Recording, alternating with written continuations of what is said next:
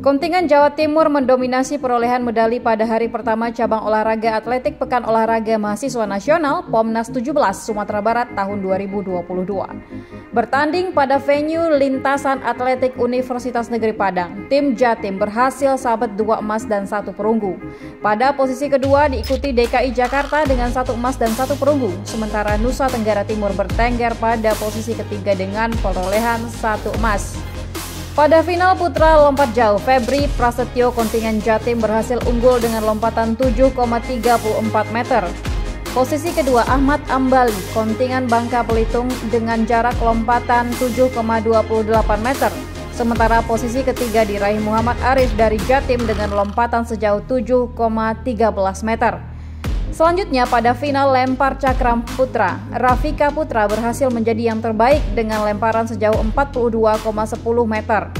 Posisi kedua diraih kontingen Sumatera Utara Muhammad Syahrial dengan lemparan 38,76 meter dan posisi ketiga diraih Anggi Syahrian dengan lemparan 37,82 meter.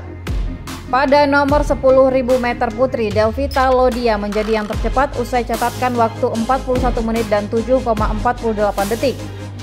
Sementara pada posisi runner-up diperoleh Dwi Tiansi dari Jambi dengan catatan waktu 41 menit dan 25,00 detik dan Pesta Rameria dari Sumut yang berada pada posisi ketiga catatkan 41 menit dan 55,33 detik. Beralih ke event tolak peluru, Ayu Fitriani kontingen Jatim sukses menjadi juara usai catatkan lemparan 12,36 meter. Disusul Adinda Karina dari Jateng dengan jarak 11,92 meter dan Syahrina Perin dari DKI Jakarta dengan perolehan jarak 10,49 meter.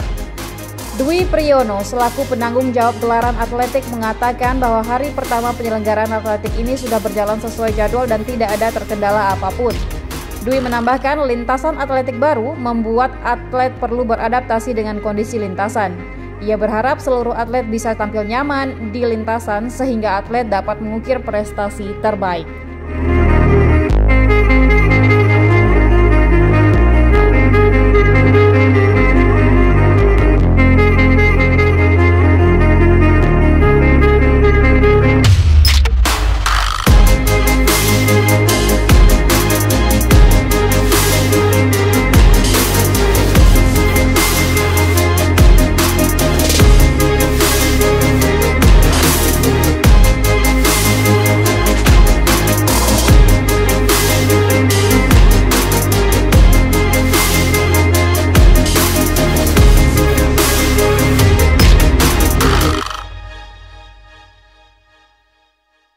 Kalau yang namanya cuaca kan kita nggak bisa menahan. Jadi apapun itu sepanjang atlet tidak terganggu pada saat hujan kita tetap langsung.